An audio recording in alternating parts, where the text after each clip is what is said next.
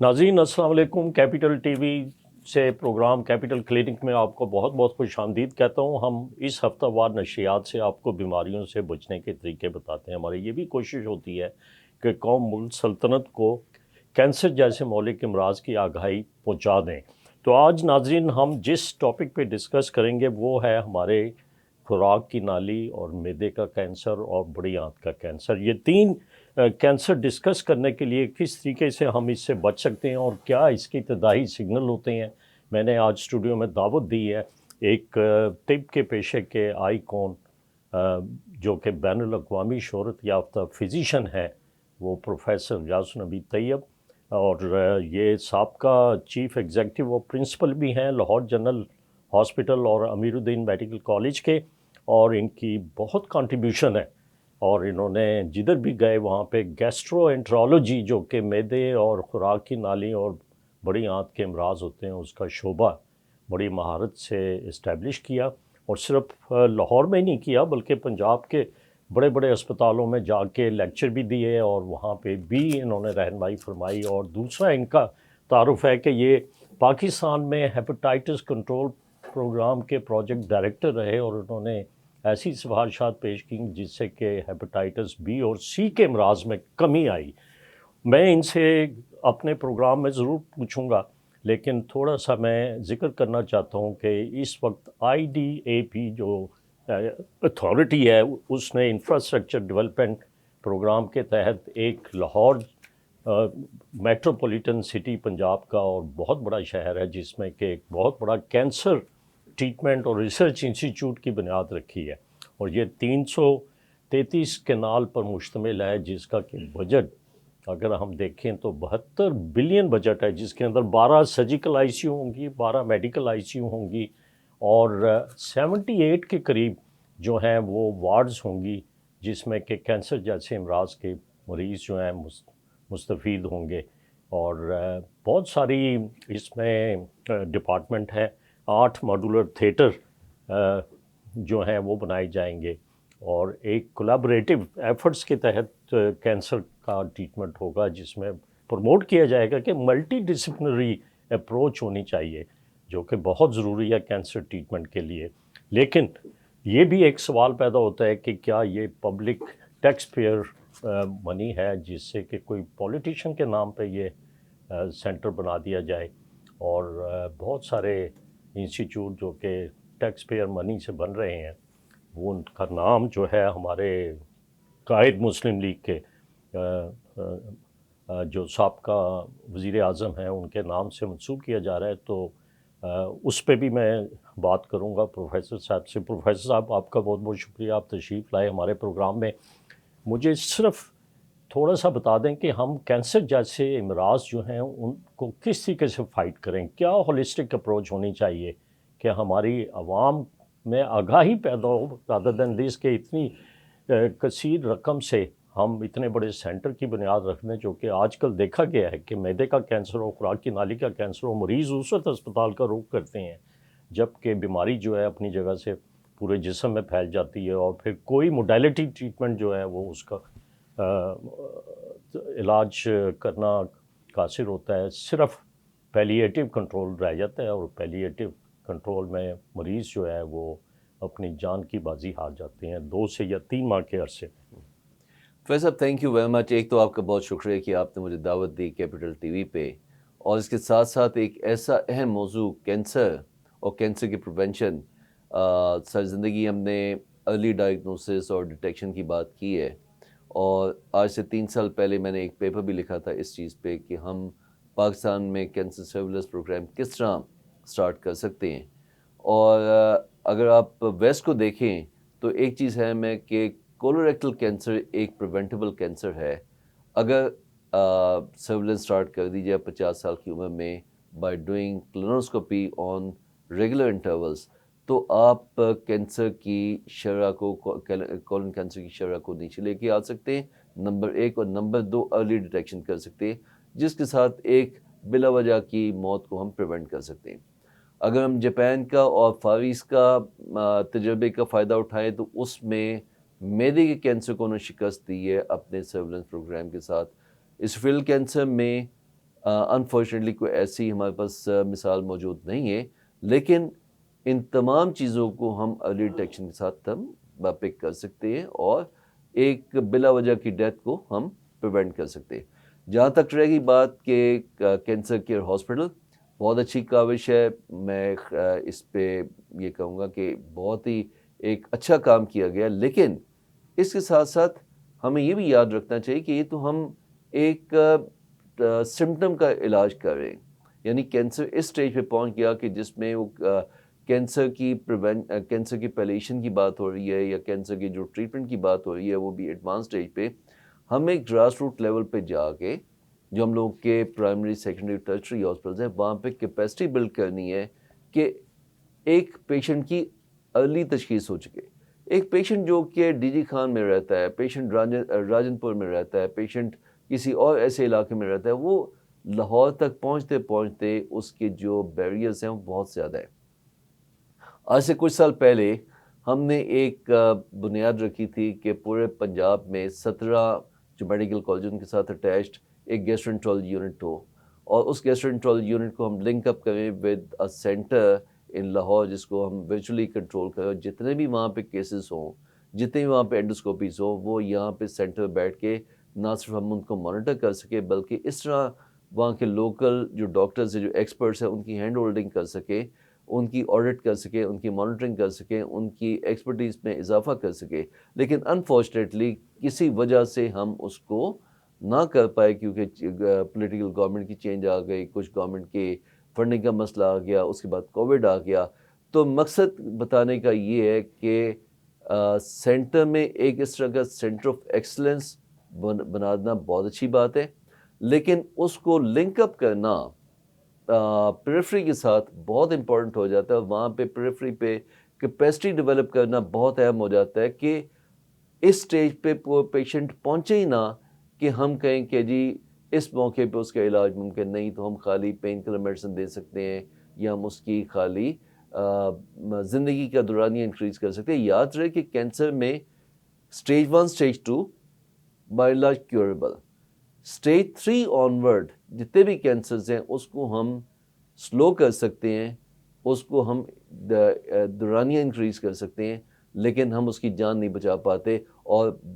Unfortunately majority of the cancer جو کہ پاکستان میں آتے ہیں، اور خالی پاکستان میں نہیں، ورلڈ اوور اسٹیٹسٹکس یہی بتاتے ہیں کہ جو کینسرز ہیں کیونکہ اس کی نوعیت ایسی کہ سلو گروئنگ ہوتی ہیں، سڈل چینج آتی ہے، پین لیس ہوتے ہیں، تو بندے کو پتہ اس وقت چلتا ہے جب سٹیج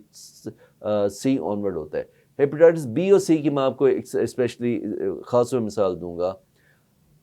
پنجاب میں پی کے آئی پنجاب کڈنی لیور انسٹیٹیوٹ بنا، ہم وہاں پہ لیور ٹرانسپلانٹ کریں، لیکن کیا ہم ہیپیٹائٹس بی اور سی کو شکست دینے میں کامیاب ہو گئے؟ ہم سگنیٹری ہیں ورلڈ ہیلتھ آرگنائزیشن کو کہ ہم 2030 تک پنجاب پاکستان میں یا پنجاب میں ایٹ لیسٹ جو میجر پاپولیشن کا پروونس ہے، ہمیں ہیپیٹائٹس بی سی کو ایلیمنیٹ کرنا ہے۔ تو کیا ہم اس میں کامیاب ہو گئے؟ اگر ہم کامیاب نہیں ہوں گے تو ایک چیز یاد رکھیں، ڈاؤن دا روڈ 2040 2050 میں اتنے پیشنٹ لیور فیلر کی ہوں گے کہ 10 پی کی آئی بھی بن جائیں، ہم اس میں کامیابی نہیں ہوں گے۔ تو میرا پیغام یہی ہے کہ پریونشن اور ارلی ڈیٹیکشن کے لیے ہمیں سیٹ اپ بنانے کی ضرورت ہے، centre of excellence exclusive population کے لیے، لیکن پریونشن، ارلی ڈیٹیکشن اور کیپیسٹی بلڈنگ پریفرل سینٹرز میں بنانا بہت اہم ہے۔ اس کے لیے ہمیں ارجنٹ بیسس پہ کام کرنے کی ضرورت ہے۔ اور لیٹ می ٹیل یو کہ ہمارے ہیلتھ سسٹم میں اتنی جان ہے کہ اگر فنڈنگ کی جائے، کیپیسٹی ڈیولپ کی جائے، تو آپ کے ڈور سٹیپ پہ یہ تمام فیسلٹیز اویلیبل ہو سکتی ہیں۔ ہم نے کووڈ کو شکست دی، ہم نے ڈینگی کو شکست دی، اسی ورک فورس کی بیسس پہ شکست دی، کسی باہر کی دنیا کے لوگوں نے آ کے نہیں دی، باہر کے ایکسپرٹ نہیں آئے تھے ہمیں بتانے کے لیے اس کو کیا جائے، ہمارے اپنے ایکسپرٹس نے اسٹریٹجی ڈیولپ کی اور اسٹریٹجی کو افیکٹولی امپلیمنٹ کیا۔ ہم لوگوں کے فیملی فزیشنز بہت اچھے ہیں، ہم لوگوں کے پرائمری سیکنڈری سینٹرز میں جو ڈاکٹرز بیٹھے ہیں وہ بہت اچھے ہیں، ہمارے ٹرشری سینٹرز میں ڈاکٹرز بیٹھے ہیں، وہ کام کرنا چاہتے ہیں۔ آپ ان کو فنڈنگ دیں، آپ ان کو اکوپمنٹ دیں، آپ ان کو ان کی کیپیسٹی میں انکریز کریں۔ They are your assets. Professor صاحب، یہ آپ نے بالکل بجا فرمایا کہ ہمیں پریونشن اور اسکریننگ پہ ایمفیسائز کرنا چاہیے، اور چھوٹے چھوٹے ڈسٹرکٹس میں جا کے اس کے سینٹر کھول دیں، اور ارلی ڈیٹیکشن اگر ہو کینسر جیسے مہلک امراض سے بآسانی اس کا علاج بھی ہو سکتا ہے، اس پہ خرچہ بھی کم ہوگا اور ملک کی اکانومی پہ بھی کوئی اتنا زیادہ بوجھ نہیں پڑے گا۔ لیکن میں صرف پولیٹیکل گیمکس جو ہوتی ہیں اس کے حساب سے اگر ہم دیکھیں تو 25 اور 26 کا جو بجٹ ہے وہ پروفیسر 5333 بلین ہے، جس میں سے کہ ہیلتھ کے اوپر 630 بلین خرچ کیا جائے گا۔ اور اگر آپ 630 بلین کا فردر اس کے کمپوننٹس دیکھیں تو اس میں 72 ارب سے یہ جو کینسر انسٹیٹیوٹ بن رہا ہے، کیا کینسر کا علاج ہر شخص کے لیے فری ہو سکے گا؟ جبکہ دیکھا جائے تو آل اوور دی ورلڈ، میں آپ کو نیوزی لینڈ میں کینوپی کینسر کیئر ایک ایسوسی ایشن ہے اور وہ بہت سارے فنڈ اکٹھے کرتی ہے اور پھر جا کے کہیں اس جیسے ملک میں کینسر کے مریض کا علاج ہوتا ہے۔ یہ اس کا جو ادویات ہیں وہ بھی بہت مہنگی ہیں، اکوپمنٹ نیوکلیئر اکوپمنٹ ہیں، ریڈیشن کی اکوپمنٹ ہیں، وہ اتنی زیادہ ان کی پرائس آسمان کو باتیں کر رہی ہے کہ شاید ایک عام غریب آدمی اپنا علاج کرانے سے قاصر رہے گا۔ لیکن میں ایک چھوٹے سے وقفے کی طرف چلتا ہوں، وقفے کے بعد میں اسی ٹاپک پہ آپ سے مزید کچھ سوالات کروں۔ ناظرین، پروگرام میں دوبارہ خوش آمدید کہتا ہوں۔ آج capital T V capital clinic programme سے ہم آپ کو کینسر سے بچنے کے طریقے اپنے اسٹوڈیو میں آئے ہوئے مہمان پروفیسر غیاث النبی طیب صاحب سے آپ تک پہنچا رہے ہیں۔ تو اس وقت ہمارے رپورٹر میاں عامر جمیل ایک لاہور کے بہت بڑے بلکہ پنجاب کے بہت بڑے اسپتال میں وہاں کے ڈاکٹرز کا ورڈکٹ پوچھ رہے ہیں اور مریض کا بھی ورڈکٹ پوچھیں گے۔ اس کے بعد پھر ہم اپنی گفتگو کا سلسلہ جاری رکھیں گے۔ جی میاں عامر۔ جی صداقت صاحب، میں اس وقت میو ہاسپٹل کے کلاک وارڈ میں موجود ہوں۔ جیسا کہ آج ہمارا پروگرام جو ہے وہ اسپیشلی طور پر گیسٹرو انٹالوجی کے حوالے سے، معدے کے جو مسائل ہیں، انتڑیوں کے جو مسائل ہیں، جگر کے جو مسائل ہیں اس حوالے سے، تو اس وقت میرے ساتھ میو ہاسپٹل میں جو ایک سینئر کنسلٹنٹ ہے ڈاکٹر سلمان کاظمی، وہ بھی میرے ساتھ موجود ہے اور ہم لوگوں کو اویئرنیس دینے جا رہے ہیں، لوگوں کو آگاہی فراہم کرنے جا رہے ہیں کہ جو اس وقت معدے کے مسائل ہیں، ہیپاٹائٹس بی کی اگر بات کی جائے، ہیپاٹائٹس سی کی بات کی جائے، اے کی بات کی جائے۔ اچھا سر، سب سے پہلے تو میں آپ کا شکریہ ادا کروں گا، آپ نے ہمیں وقت دیا۔ مجھے سر یہ بتائیے گا، معدہ اگر ٹھیک ہے تو سارے معاملات زندگی آپ کی باڈی کے وہ ٹھیک ہیں، اگر معدہ ڈسٹرب ہو جاتا ہے تو پوری باڈی آپ کی ڈسٹرب ہو جاتی ہے۔ تو سر آپ روزانہ یہاں پر سینکڑوں نہیں ہزاروں مریض آتے ہیں، ان کو دیکھتے ہیں، ان کا علاج کرتے ہیں، تو اس حوالے سے آپ کیا بتانا چاہیں گے، کیا لوگوں کو گائیڈ کرنا چاہیں گے؟ دیکھیں جی، گیسٹرو کا مریض بے تحاشا ہے، چاہے کالا یرقان ہو، ہیپاٹائٹس بی ہو، سی ہو، اے ای کے ساتھ بھی مریض آتے ہیں۔ اس کے علاوہ معدے کے بے تحاشا السر کے مریض، خون کی الٹیوں کے مریض، پخانے کے رستے خون کے مریض، بے تحاشا بیماریاں ہیں۔ اس کو ایز اے اسپیشلٹی ڈیولپ ہونا چاہیے اور لوگوں کو اس کی اویئرنیس دینا بہت ضروری ہے تاکہ ان کو پتہ ہو کہ اگر انہیں ہیپاٹائٹس سی ہو گیا تو یہ قابل علاج ہے، 3 مہینے کا ایک گولیوں کا کورس کریں گے تو ٹھیک ہو جائے گا۔ اگر پیٹ میں پانی آ گیا ہے، پیر سوج گئے ہیں تو بھی قابل علاج ہے۔ ہیپاٹائٹس بی کی ویکسینیشن موجود ہے، وہ آپ لگوا کے تو اس سے بچ سکتے ہیں۔ اگر معدے کا السر ہے تو 1 مہینہ دوائی کھانی ہے، اس السر سے ایچ پائلوری مر جائے گا، اس دوائی سے جو ایچ پائلوری کا جراثیم ہے وہ مر جائے گا اور اس کے ساتھ وہ السر ٹھیک ہو جائے گا۔ لیکن سر مجھے بتائیے گا، معدہ کیسے ڈسٹرب ہوتا ہے، اس کی کیا علامات ہوتی ہیں؟ اگر عام آدمی کی بات کی، ایک صحت مند آدمی ہے، اس کا معدہ ڈسٹرب ہوتا ہے تو اس کی کیا علامات ہوں گی؟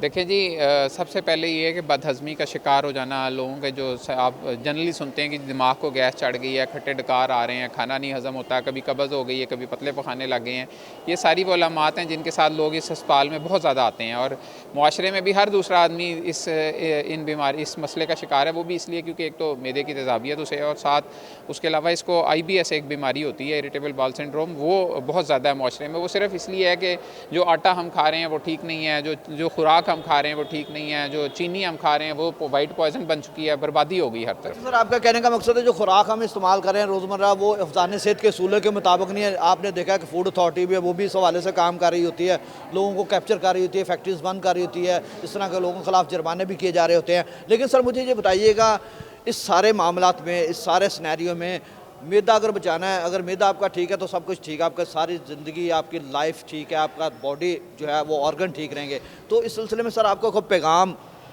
عام شہریوں کو غذائیہ کے حوالے سے، ہیلتھ لائف اسٹائل کے حوالے سے؟ میری یہ ریکویسٹ ہے کہ ڈیلی واک ہر شہری روزانہ 30 منٹ لازمی کرے، نمک اور جو مرچ مسالے ہیں ان سے پرہیز کرے، تو بہت سارے مسئلے اس کے حل ہو جائیں گے۔ ریفائنڈ آٹے کی بجائے جو چکی کا آٹا ہے اس کا استعمال کرے، فائبر کا استعمال کرے، ڈیلی کھانے کا آدھا کھانا جو ہے اس کو سلاد سے ریپلیس کرے اپنے، اور وزن کو کنٹرول کرے، تو بہت سارے جو ہسپتالوں میں رش ہے یہ آپ کو نہیں نظر آئے گا۔ یہاں پر پیشنٹ داخل ہے، ڈاکٹر کیا بتا رہے ہیں کہ مسئلہ کیا آ رہا ہے، میدے کا کیا؟ یہ بتا رہے ہیں کہ ایک تو انہوں نے بتایا کہ فیٹی لیور کا پرابلم چل رہا ہے کہ جگر پہ چربی آ گئی ہے، اور اس کے علاوہ جو ہے ان کا میدا جو ہے وہ خراب ہے، میدا کام نہیں کر رہا، میدا بند ہو گیا ہے، اور اس سلسلے میں جو ہے وہ ڈاکٹرز ٹریٹمنٹ کر رہے ہیں، تو کافی اچھا ٹریٹمنٹ ہمارا ہو رہا ہے۔ مریض کی ایج کتنی ہے؟ Age 35 years round about. 35 young age ہے، تو اس میں کیسے ان کا میدا خراب ہو گیا؟ آپ نے کوئی دیکھا ہے کوئی اس طرح کی خوراک ان کی ایسی تھی؟ ڈاکٹرز ہمیں ابھی تک تو فی الحال یہی بتا رہے ہیں کہ جو ہے نا خوراک کا جو غلط استعمال جو ہے، مثال کے طور پہ باہر کی چیزیں جو اپنا برگر شاورمے وغیرہ اور اس قسم کی جو چیزیں، ظاہری بات ہے 35 ایئرز ابھی ایج ہے،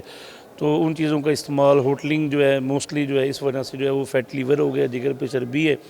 اور اس کے علاوہ جو ہے وہ میدا، اس سلسلے میں ہمارے کافی جو ہیں وہ ٹیسٹ جاری ہیں، ابھی کچھ ہو گئے ہیں اور کچھ ابھی باقی رہ گئے ہیں، وہ ان شاء اللہ تعالیٰ رزلٹ آتا ہے تو وہ جو ہے۔ جی بالکل صداقت صاحب، جیسا کہ آپ نے یہاں پر جو سینئر کنسلٹنٹ تھے میرے ساتھ ڈاکٹر سلمان قاضمی، ان کی بات سنی، اس کے علاوہ میرے ساتھ جو یہاں پر پیشنٹ کے اٹینڈنٹ تھے جن کا 35 سال کا جو مریض تھا وہ یہاں پر زیر علاج تھا، جس کو میدے کے مسائل تھے، اس کا علاج معالجے کا سلسلہ جاری ہے، لیکن اس کی جانب سے بھی عوام کو یہ پیغام دیا گیا، عام شہری کو یہ پیغام دیا گیا، ڈاکٹرز کی جانب سے بھی یہی پیغام دیا گیا کہ وہ اپنا ہیلدی لائف سٹائل اپنائیں اور خوراک جو ہے افزانہ صحت کے اصولوں کے مطابق استعمال کریں، تاکہ اگر آپ کا میدا ٹھیک ہے تو آپ ٹھیک ہیں، آپ کے جسم کے باقی آرگن بھی ٹھیک ہے۔ اگر آپ کا میدا ڈسٹرب ہوگا تو جسم کے باقی آرگن جو ہیں وہ بھی ڈسٹرب ہوں گے۔ جی شکریہ عامر۔ پروفیسر صاحب، میں صرف آپ سے یہ پوچھنا چاہتا ہوں کہ کینسر کا ٹریٹمنٹ بڑا مہنگا ہے، اور کیا آپ جیسے ہیومن ریسورس اس کینسر ریسرچ انسٹیٹیوٹ کو مل جائیں گے جو کہ ریسرچ بھی کریں گے اور انوویشن اور انوویٹیو ٹریٹمنٹ لے کے آئیں گے اور پڑھائیں گے بھی، اور دن رات مریضوں کے ساتھ اپنا جو ایکسپیرینس ہے وہ شیئر کریں گے؟ فیصل صاحب، آپ نے بہت ایک اہم نقطہ اٹھایا ہے کہ بلڈنگ تو بن گئی، اکوپمنٹ لگ گیا، ایکسپرٹیز، اس میں ایکسپرٹیز خالی ڈاکٹرز کی نہیں ہے، نرسز بھی ہیں، ٹیکنیشینز بھی ہیں، پیرامیڈکس بھی ہیں، یہ سب اویلیبل ہوں گے کہ نہیں؟ تو اس کا میں یہ کہوں گا کہ ایک گھر بس گیا تو انشاءاللہ تعالیٰ ایکسپرٹیز بھی آ جائے گی، اور اس کو ایک سسٹمیٹک طریقے سے ڈیولپ بھی کر لیا جائے گا، اور انشاءاللہ تعالیٰ ہو بھی جائے گا۔ میری زیادہ وری ہے کہ یہ جو انیشل ایکسپینس ہے اس کے بعد جو سسٹینیبلٹی ہے، کیونکہ کینسر کا پیشنٹ بہت ایکسپینسو پیشنٹ ہوتا ہے، اس میں خرچ بے تحاشا آتا ہے، تو کیا ہمارے پاس اتنے ریسورسز ہیں کہ وہ تمام ایکسپینسز جو کہ اس وقت ایسے پیشنٹ میں علاج میں چاہیے ہوتے ہیں وہ ہم کر پائیں گے؟ میں ایک سادی سی مثال دیتا ہوں، ہیپیٹائٹس بی ہو تو آپ کینسر کو پریونٹ کر سکتے ہیں، ارلی ڈیٹیکٹ کر سکتے ہیں کہ ہیپیٹائٹس بی کو آپ ایلیمنیٹ کر دیں تو لیور کینسر ڈیولپ نہیں ہوگا۔ ہیپیٹائٹس سی کو ان ٹائم آپ کنٹرول کر دیں، لیور سیروسس نہ ہونے دیں، تو آپ لیور کینسر ہونے سے بچا سکتے ہیں۔ لیکن ایک دفعہ لیور کینسر ہو جائے تو جو ٹریٹمنٹ ایکسپینس ہے، اگر ہم بات کریں، ایک ٹریٹمنٹ ہوتی ہے ٹیس، ٹرانس آرٹیریل کیمو ایمبولائزیشن، کسی بھی سینٹر میں چل جائیں تو اس کا جو ایکسپینس ہے وہ 3-3.5 لاکھ سے کم نہیں ہوتا، اور کم از کم 3 سے 12 سیشن چاہیے ہوتے ٹیس کے۔ ٹیئر، ٹرانس آرٹیریل ریڈیو ایمبولائزیشن، جس میں ریڈیو نیوکلیئر مٹیریل کو انجیکٹ کیا جاتا ہے ٹیومر کے اندر، اس کی جو منیمم کاسٹ ہے وہ 40 لاکھ کے لگ بھگ آتی ہے، جو کہ ایکسپینس کے ٹائم پہ آتی ہے۔ امیونو تھراپی جو ٹیکے لگتے ہیں ہر 3 ہفتے کے بعد، اگر اس کی ہم کاسٹ دیکھیں تو تقریباً 7 لاکھ کا ایکسپینس آتا ہے ہر 3 ہفتے کے بعد۔ تو اب یہ بتائیے کہ پریونشن بہتر ہے یا جب ہو جائے تو وہ بہتر ہے؟ تو اس پہ ایک ماڈلنگ کا پیپر مجھے یاد آتا ہے کہ جس میں اسی چیز کو بنیاد بنایا کہ اگر اس موقع پہ ہم کوشش کرتے ہیں کہ ہم ہیپیٹائٹس بی اور سی کو کنٹرول کر کے، تو ڈاؤن دا روڈ 20 سے 25 سال کے بعد اپنا جو انفیکشن کا برڈن کم کر کے تو لیور کینسر کو ہم پریونٹ کر لیں، وہ بہتر ہے۔ اس کی کمپلیکیشنز کو ہم ڈیل کریں جس پہ ایکسپینس بہت زیادہ آئے گا۔ 2017 میں انچارج تھا تو اس وقت گورنمنٹ نے مجھے دیا بجٹ 5 بلین کا. 5 بلین کے بجٹ میں ہم نے ادویات لیں اور اس وقت ہم لوگوں کی کامیابی کی شرح اس حد تک تھی کہ ہم نے 2018-2019 میں جو پیشنٹ نے ٹریٹ کیے وہ 80% جو ہم لوگوں کا ٹارگٹ تھا، ہم لوگوں کا ٹارگٹ تھا 3000 پیشنٹس پر اینم ٹریٹ کرنے کا، جو کہ ہم نے اس سے کئی زیادہ جا کے ہم نے پیشنٹ اس کے 200% سے بھی زیادہ جا کے ہم نے پیشنٹ ٹریٹ کیے. تو رفلی 4,75,000 پیشنٹ 2018 میں اور 5,12,000 پیشنٹ 2019 میں ہم نے ٹریٹ کیے، جو پروجیکٹ سٹارٹ ہوا 2017 میں. اسی فنڈنگ پہ ہم نے 4 سینٹرز میں اکوپمنٹ سپلائی کیا، نشتر میڈیکل کالج، رحیم یار خان، فیصل آباد اور ڈی جی خان میں. ان 4 سینٹرز میں ہم نے اکوپمنٹ سٹارٹ کیا اور باقی تمام جتنے بھی ٹیچنگ ہاسپٹل ہیں وہاں پہ ہم نے ہیپیٹائٹس کلینک بنائے. اس کے ساتھ ساتھ پرائمری سیکٹری میں بھی ہیپیٹائٹس کلینک بنے جس کا چارج دوسرے ڈاکٹر صاحب کے پاس تھا. لیکن بتانے کا مقصد یہ کہ اس فنڈنگ پہ جو کہ کئی کم ہے بنسبت جو کہ اس وقت کا ہاسپٹل بنا پی کے لائے جس کا بجٹ تھا 25 بلین، ہم نے 5 بلین میں اچھی خاصی خاطر خواہ کامیابی حاصل کی in terms of treatment of patient, تاکہ وہ پیشنٹ اس اسٹیج پہ جائے نہ. اگر یہی ہم لوگوں کی ایفرٹ سسٹینیبل ہو اور اس کے ساتھ ساتھ جتنے بھی ہم لوگوں کے پریفرل سینٹرز ہیں وہاں پہ افیکٹو ریسورسفل ہو تو ہم کولن کینسر کو شکست دے سکتے ہیں کہ کولن کینسر اس اسٹیج پہ آئے نا. 50 سال سے اوپر جتنے بھی مرد و خواتین ہیں ان سب کی ہم کولونوسکوپی کا پلان بنائیں اور 7 سال کے بعد ریپیٹ کریں جن میں پولپ ملتے ہیں. اور ارلی پولیپیکٹمی، ہمیں پتہ ہے کہ کولن کینسر کو کیسے پریونٹ کرنا ہے، ارلی پولیپیکٹمی تاکہ وہ کینسر میں کنورٹ نہ ہو. گیسٹرک کینسر میں پہلے ہی آپ سے عرض کر چکا ہوں کہ جاپان کی ایگزامپل، فارس کی ایگزامپل موجود ہے کہ آپ اینڈوسکوپی کریں. ہیلیکوبیکٹر پائلری ایک میجر رسک فیکٹر ہے. گو کہ پاکستان میں ہیلیکوبیکٹر بہت کامن ہے. 80% نارمل پاپولیشن کو، 80% نارمل پاپولیشن کو ہیلیکوبیکٹر پائلری موجود تھا. لیکن ہر ہیلیکوبیکٹر پائلری کو ہم نے ٹریٹ نہیں کرنا. لیکن اگر فیملی ہسٹری گیسٹرک کینسر کی ہے یا وہ سمپٹومیٹک ہے یا اس کے اندر مالٹوما بنتا ہے تو اس کو ہم ہیلیکوبیکٹر پائلری کو ارلی ٹریٹ کر کے تو پیشنٹ کو کینسر کی فل فارم میں کنورٹ کرنے سے بچا سکتے ہیں. ہم ارلی لیشن ڈیٹیکٹ کر کے اینڈوسکوپی پہ ہم ان کو ریسیکٹ کر کے اینڈوسکوپیکلی ریسیکٹ کر کے تو اس کو سرجری سے اور کینسر کے تمام جو باقی مراحل ہیں ان سے بچا سکتے ہیں. پہلے بھی ہم بتا چکا کہ کینسر میں اسٹیج 1 اسٹیج 2 کیوریٹو سرجری ہو سکتی ہے، اینڈوسکوپک تھراپی کیوریٹو ہو سکتی ہے. اسٹیج 3 آنورڈ ہم خالی لائف پرولونگ کر سکتے ہیں. اسفل کینسر میں جی سر، جی پروفیسر ایک چیز اسفل کینسر کے متعلق بتا دوں کہ اسفل کینسر میں اسموکنگ اور فیملی ہسٹری بہت امپورٹنٹ ہوتی ہے. تو کیا ہم یہ ان فیکٹرز کو ریورٹ نہیں کر سکتے آئیڈینٹیفائی کر کے؟ تو کیا ہم ایسے پیشنٹ کو اپنے سرویلنس میں نہیں لا سکتے کہ جس کے ساتھ یہ اسٹیج ہی نہ ڈیولپ ہو کہ وہ پیشنٹ کینسر میں جائے؟ میرے خیال آپ نے بالکل صحیح فرمایا کہ پبلک کو ایجوکیٹ کرنا بہت ضروری ہے، اور ہمارے پروگرام کا بیسک آبجیکٹو بھی یہ ہے کہ ہم آپ جیسے ایکسپرٹس کو بلا کے بڑے اہم کویشچن کریں اور اہم انفارمیشن ان تک پہنچائیں. آپ نے بجا فرمایا کہ ہیپیٹائٹس کنٹرول پروگرام کے تحت اگر ہمیں کامیابی حاصل ہو سکتی ہے تو بہت ساری چیزیں ایسی ہیں جو کہ ارلی ڈیٹیکٹ کر لیں گی کینسر کو. میں آپ سے پوچھوں گا ایک وقفے کے بعد کہ ہم معدے کے کینسر کو کس طریقے سے ارلی ڈیٹیکٹ کر سکتے ہیں. ہمارے ساتھ رہیے ناظرین.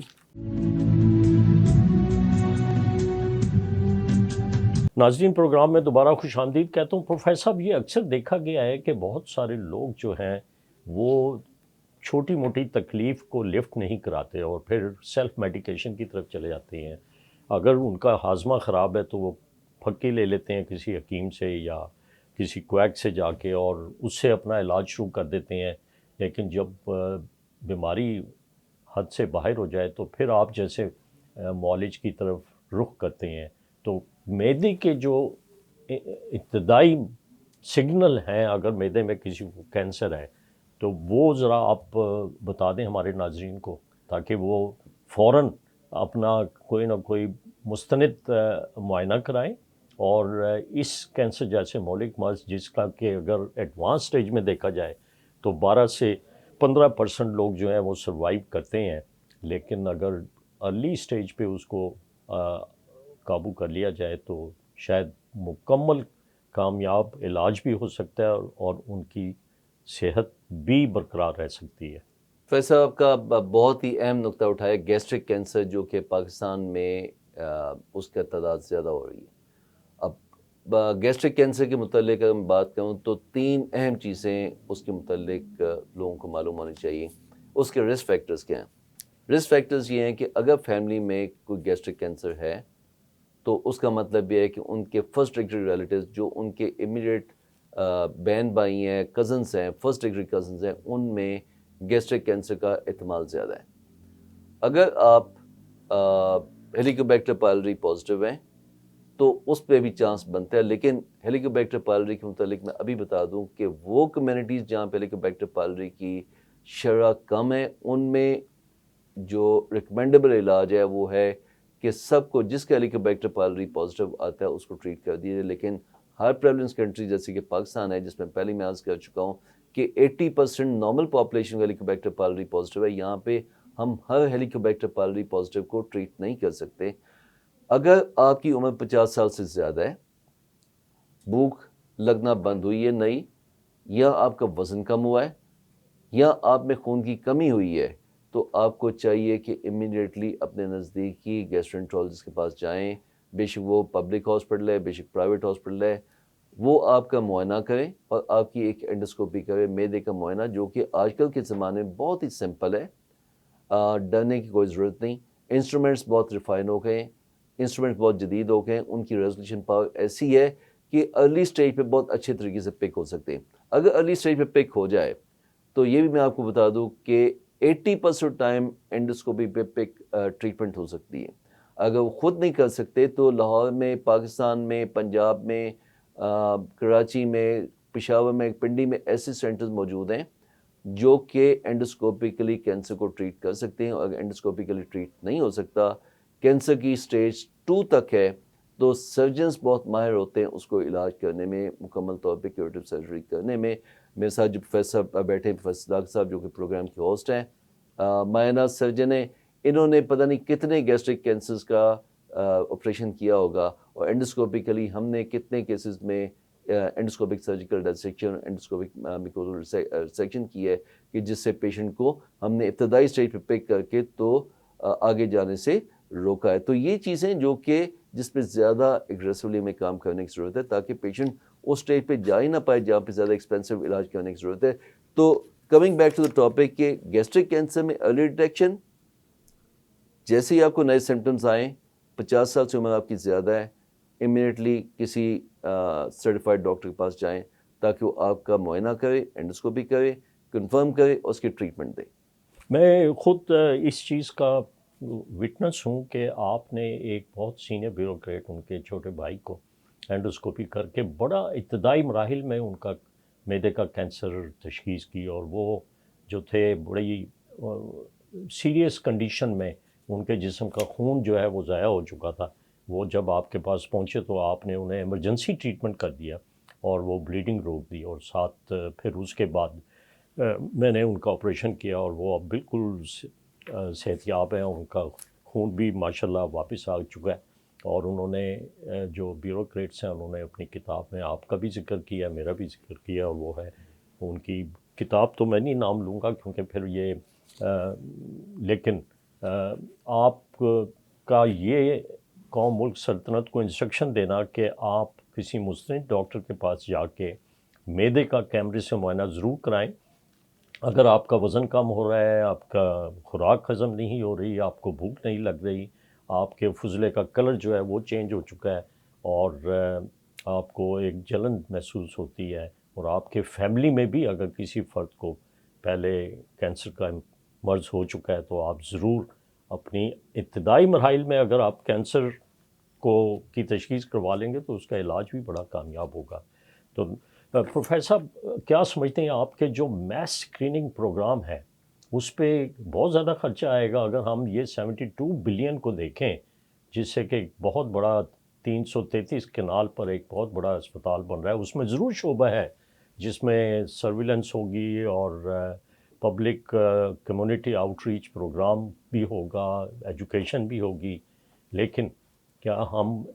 اسی اماؤنٹ سے تمام پنجاب کے چھوٹے چھوٹے اسپتالوں میں اسکریننگ کا شعبہ قائم کر سکتے ہیں؟ فیض صاحب، یہ ایک بہت ہی فلسافیکل اور پالیسی ڈیسیجن ہے کہ ہم پریونشن پہ زیادہ کام کریں، پریونشن پہ زیادہ انویسٹ کریں، یا اس کے جو ایک بیماری سٹارٹ ہو گئی تو اس کی پیچیدگی کو ٹریٹ کرنے پہ زیادہ کریں۔ اب چیز ہے کہ جس گھر میں کینسر ہے یا کوئی کینسر کا پیشنٹ بیٹھا ہے تو وہ تو یہ کہے گا کہ جی مجھے بیسٹ پاسبل فیسلٹیز دیں تاکہ میں اپنے پیشنٹ کو بچا سکوں، پیشنٹ کا علاج کر سکوں۔ تو ایک سائڈ پہ تو میں اس کو کہوں گا کہ بہت اچھی بات ہے، ایک گورنمنٹ کی اچھی کاوش ہے کہ ایک ایسا سینٹر ڈیولپ ہوا کہ جہاں پہ لوگوں کو کہیں دائیں بائیں دیکھنے کی ضرورت نہیں ہوگی، under one roof for treatment ہو جائے۔ لیکن اس کے ساتھ ساتھ ہمیں یہ بھی امپورٹنٹ ہے کہ اس چیز کو دیکھنے کی ضرورت ہے کہ mass training, mass surveillance program start ہونے چاہیے۔ اب ہمیں دنیا کی جو سکسیس سٹوریز ہیں ان کو دیکھنے کی ضرورت ہے۔ جو ڈیولپ کنٹریز ہیں آپ وہاں پہ بھی چل جائیں، کینسر ٹریٹمنٹ بہت ایکسپینسو گنی جاتی ہے، انشورنس بیسڈ ان کے سسٹمز ہیں، اور انشورنس بیسڈ سسٹمز کی بنیاد پہ ان کے ٹریٹمنٹ ہوتے ہیں، ان کو اسپیشل سینکشن ہوتی ہے، لیکن ساتھ ساتھ انہوں نے پریونشن اور سرویلنس پہ زیادہ کام کیا۔ کولن کینسر ان پرٹیکولر، کیونکہ ویسٹرن پاپولیشن میں کولن کینسر زیادہ کامن ہے۔ اب پاکستانی پاپولیشن بھی کیونکہ اس میں ڈائٹ کی چینج آ گئی، ویسٹرنائزیشن آ گئی ہے، چینج آف لائف اسٹائل آ گئے، تو یہاں پہ بھی کولن پولیپس اور کولن کینسر کی شرح میں ہم نے نمایاں انکریز دیکھی ہے۔ اب ٹائم آ گیا کہ ہم اس چیز پہ بیسیٹ گیسٹرنٹرولوجسٹ میں گورنمنٹ کو ارج کروں، گورنمنٹ کے آگے یہ پروپوزل رکھوں کہ ہمیں ایک میس ٹریننگ پروگرام بنانے کی ضرورت ہے کہ جس میں جو بھی شخص 50 سال سے اوپر ہے اس کی at least one time colonoscopy ہونی چاہیے، اور جس میں پالپس آئیں اس کی اسٹینڈرڈ گائیڈ لائنس کے حساب سے 5 یا 7 سال کے بعد ڈپینڈنگ آن دا ٹائپ پالپ اس کو ریگولر اسکریننگ پہ رکھیں۔ جن کی فیملی میں کولن کینسر ہے ان کی 10 سال سے چھوٹی عمر کے جتنے بھی افراد ہیں ان سب کی ایک دفعہ کولونوسکوپی کر کے دیکھی جائے۔ اور اسی طرح میدے والی سائڈ پہ بھی ہم جو میدے کی سرویلنس پروگرام ہے اسٹارٹ کریں۔ تو یہ ایسے جس کو کہتے ہیں کہ لو ہینگنگ فروٹس ہیں اور لو کاسٹ انٹرونشنس ہیں کہ جس کے ساتھ ہم جو ہائی کاسٹ ہیں ان کو ہم ایوائڈ کر سکتے ہیں۔ لیکن اس کے لیے ایک دفعہ پھر میں یہ کہوں گا کہ ہمیں کیپیسٹی بلڈ کرنے کی ضرورت ہے، اور کیپیسٹی کے ساتھ ساتھ انفراسٹرکچر اور لوگوں کو ریسورسز دینے کی سہولت ہے۔ اور ایک چیز میں ہیلتھ سسٹم میں نے کام کیا، پبلک ہیلتھ سسٹم میں کام کیے، اتنے افراد موجود ہیں، اتنے ہاسپٹلس موجود ہیں کہ اگر ہم نیٹ ورک بنائیں تو انشاءاللہ تعالیٰ یہ جو آپ کی ویژن ہے یا جو بات میں نے بیان کی ہے اس کو ہم ایزلی اچیو کر سکتے ہیں۔ ناظرین، پروفیسر صاحب کی یہ بڑی دلی تمنا بھی ہے اور بڑی اہم انسٹرکشن ہے کہ آپ ابتدائی مراحل میں بھی کینسر کی تشخیص کروا لیں، اور حکومتی سطح پر انہوں نے بتایا کہ اگر ہم پریونشن پہ ایمفیسائز نہیں کریں گے تو ہمارے ملک میں ایڈوانس سٹیج میں لوگ اسپتالوں کا رخ کریں گے۔ اگر میں امریکہ جیسے یا یورپ جیسے ممالک کی طرف دیکھوں تو وہاں ایک بریسٹ کینسر جو کہ ہماری خواتین میں بہت کامن ہوتا جا رہا ہے، وہ اگر وہاں ایڈوانس سٹیج پہ آ جائے تو شور مچ جاتا ہے، میڈیا پہ شور مچ جاتا ہے، پرنٹ میڈیا پہ شور مچ جاتا ہے کہ اتنی ایڈوانس سٹیج پہ یہ مریض جو ہے، مریضہ کیوں اسپتال میں آئی، اور وہ اس وقت فائٹ کر رہے ہیں کہ بریسٹ کینسر ان کی خواتین میں پیدا ہی نہ ہو۔ تو ناظرین، اگر آپ کو تھوڑا سا بھی معدے کا کچھ سمٹم ہے جس میں کہ وزن کا کم ہونا، بھوک کم لگنی، یا تھوڑی سی انڈائجیشن ہونی اور خون کی کمی ہونی اور وزن کی کمی ہونی، تو آپ ضرور کسی مستند معالج اور قریبی اسپتال میں جا کے اپنا علاج کرائیں۔ اور پروفیسر صاحب نے ایمفیسائز کیا ہے کہ ہمیں 50 سال کی عمر کے بعد بڑی آنت کا کیمرے سے معائنہ کرا لینا چاہیے، اور اسی طرح معدے کا بھی معائنہ کرا لینا چاہیے۔ تو آپ کا بہت بہت شکریہ پروفیسر صاحب، بہت شکریہ آپ کا۔ آپ بہت بیزی تھے اور آپ نے بڑا اہم ٹاپک کے لیے ٹائم دیا اور بڑے اہم انفارمیشن عوام تک پہنچائی۔ ناظرین، آئندہ ہفتے پھر آپ کی خدمت میں حاضر ہوں گے۔ بہت بہت शुक्रिया और खुदा